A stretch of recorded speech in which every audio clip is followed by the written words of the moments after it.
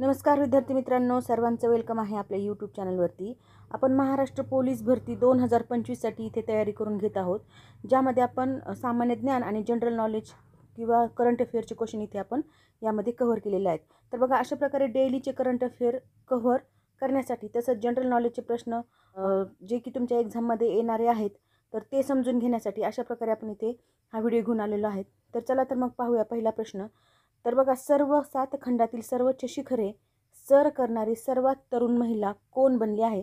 तर बघा, हा करंटचा क्वेश्चन आहे आणि खूप इम्पॉर्टंट देखील आहे, जे की आपल्या पोलीस भरतीला हमखास येणारे जे प्रश्न असतात तशाच प्रकारचे प्रश्न आपण इथे कव्हर केलेले आहेत। तर ह्याचं करेक्ट आन्सर आहे काम्या कार्तिकेयन, म्हणजेच बी ऑप्शन आपल्या इथे करेक्ट आहे।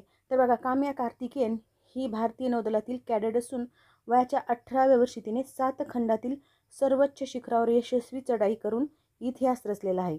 तसंच ती दक्षिण भारतातील पहिली महिला आहे जिने हा विक्रम केलेला आहे।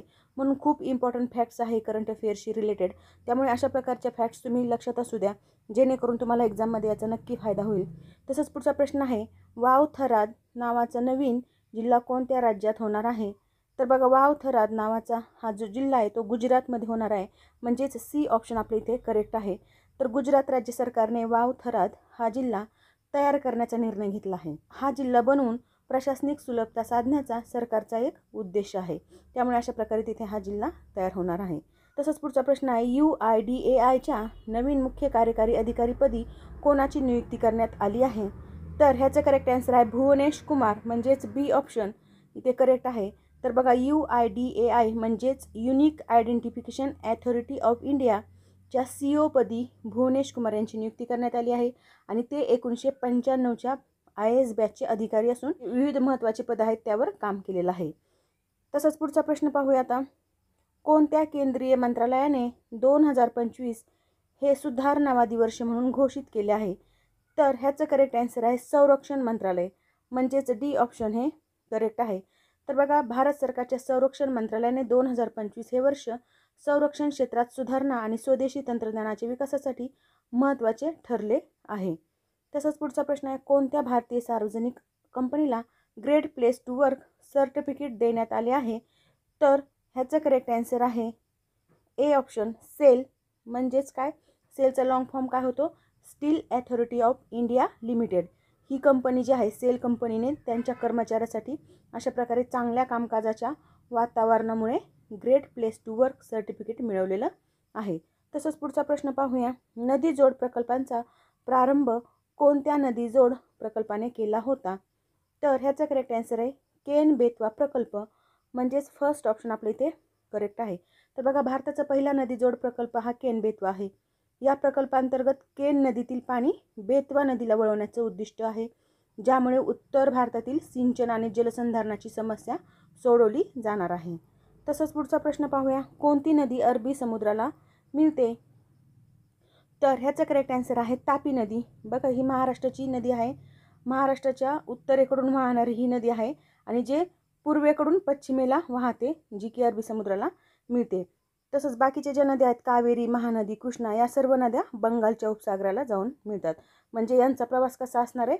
पश्चिमेकडून पूर्वेकडे। तसंच पुढचा प्रश्न पाहूया, कोणती नदी पश्चिम वाहिनी नदी नाही?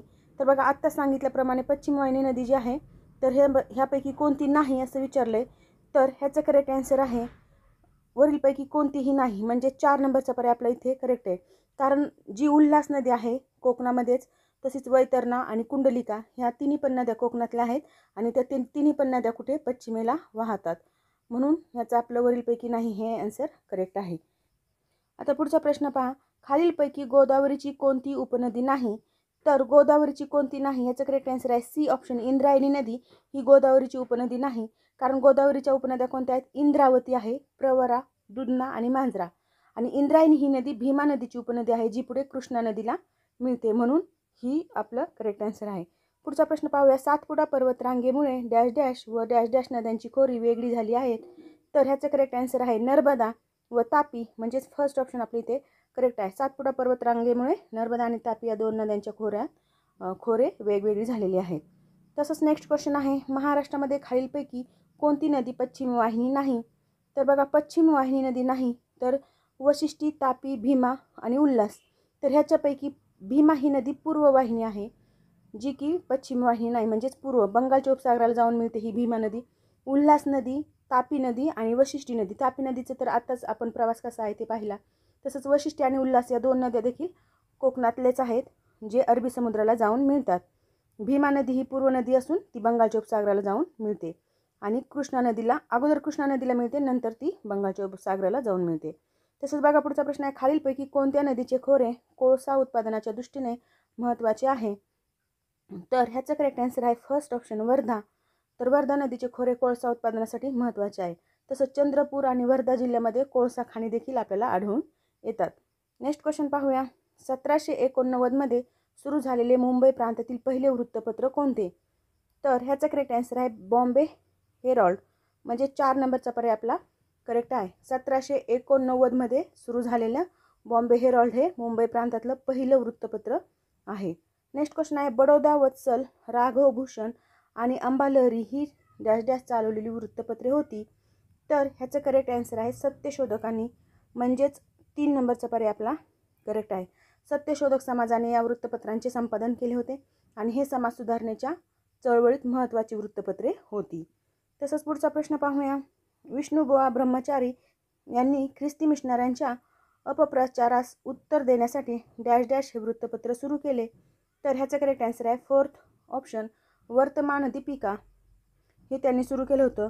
विष्णुबुवा ब्रह्मचारींनी ख्रिस्ती धर्मप्रचारकांच्या विरोधात वर्तमान दीपिका सुरू केलं होतं. तसंच पुढचा प्रश्न आहे, गुजराती भाषेतून प्रसिद्ध झालेले मुंबईतील पहिले देशी भाषेतील वृत्तपत्र कोणते? तर याचं करेक्ट आन्सर आहे मुंबई समाचार, म्हणजे 4 नंबरचा पर्याय आपला इथे करेक्ट आहे. मुंबई समाचार हे 1822 मध्ये सुरू झालं होतं. कधी? तर 1822. डेट पण लक्षात असू द्या. 1822 मध्ये सुरू झालेले हे पहिले गुजराती वृत्तपत्र आहे. तसंच नेक्स्ट क्वेश्चन पाहूया. बाळासाहेब ठाकरे मुंबईतून प्रसिद्ध होणाऱ्या कोणत्या मराठी व्यंगचित्र साप्ताहिकांचे संपादक होते? तर बघा ह्याचं करेक्ट आन्सर आहे मार्मिक, म्हणजे 4 नंबरचा पर्याय आपला करेक्ट आहे. तर बाळासाहेब ठाकरे यांनी मार्मिक या मराठी व्यंगचित्र साप्ताहिकांची स्थापना केली आणि संपादन देखील केलं होतं. तसंच नेक्स्ट क्वेश्चन आहे, केसरी आणि मराठा ही वृत्तपत्रे कोणी सुरू केली? तर बघा केसरी आणि मराठा हे टिळक आणि आगरकर. टिळक आणि आगरकर असणारा पर्याय आहे फर्स्ट ऑप्शन. केसरी हे मराठी भाषेत होतं. कशात? मराठी भाषेत होतं. आणि मराठा जे होतं तर हे इंग्रजी भाषेत होतं. इंग्रजी भाषेत ही वृत्तपत्रे लोकमान्य बाळ गंगाधर टिळक आणि आगरकर यांनी कधी सुरू केली होती? तर 1881 मध्ये ही वृत्तपत्रे सुरू केली होती. डेट पण लक्षात असू द्या, कारण खूपदा डेट पण विचारलेली आहे. तसंच नेक्स्ट क्वेश्चन आहे, संविधान सभेच्या मसुदा समितीचे अध्यक्ष म्हणून डॉक्टर बाबासाहेब आंबेडकर यांची निवड डॅश डॅश या दिवशी करण्यात आली. तर याचं करेक्ट आन्सर आहे 29 ऑगस्ट 1947, म्हणजे सेकंड ऑप्शन हे करेक्ट आहे. मसुदा समितीच्या अध्यक्षपदी डॉक्टर B.R. आंबेडकर यांची निवड 29 ऑगस्ट 1947 रोजी करण्यात आलेली आहे. अगदी फॅक्च्युअल क्वेश्चन आहे, पण इम्पॉर्टंट क्वेश्चन आहे, खूपदा विचारलेला आहे एक्झाममध्ये पण. तसंच पुढचा प्रश्न पाहूया. भारतीय संविधान सभेतील मूलभूत हक्कांच्या उपसमितीचे अध्यक्ष कोण होते? तर ह्याचं करेक्ट आन्सर आहे फोर्थ ऑप्शन JB कृपलानी. तर मूलभूत हक्क उपसमितीच्या अध्यक्षपदाची जबाबदारी JB कृपलानी यांच्याकडे होती. तर बघा मित्रांनो, अशा प्रकारे आपण इथे 20 क्वेश्चन घेतलेले आहेत. त्याच्यामध्ये करंट अफेअरचे काही क्वेश्चन होते आणि बाकीचे GSचे क्वेश्चन होते, जे की खूप इम्पॉर्टंट आहेत. आणि आगामी येणारी जी पोलीस भरती आहे, म्हणजे पुढच्या 1 ते 1.5 महिन्यात आपल्याला ॲड आलेली दिसेल. आणि त्यामध्ये जर तुम्हाला वर्दी मिळवायची असेल तर अशा प्रकारे डेलीचं तुम्ही नॉलेज घेत चला, जेणेकरून तुम्हाला नक्कीच ह्याचा फायदा होईल. आणि पाठीमागचे जे पेपर झालेले आहेत 2024 मध्ये, त्याचे सर्व पेपरचं इन डिटेलमध्ये अनालिसिस आपण इथे केलेलं आहे. जे तुम्ही पाठीमागचे 87 पार्ट दिलेले आहेत, तर ते जर पाहिले तर तुम्हाला त्याचा देखील नक्की फायदा होणार आहे. आणि रोजच्या रोज अशा प्रकारे क्वेश्चन पाहण्यासाठी तुम्ही जर व्हिडिओ आवडत असतील तर आपल्या चॅनलला लाईक, शेअर आणि सबस्क्राईब करू शकता. Thank you very much.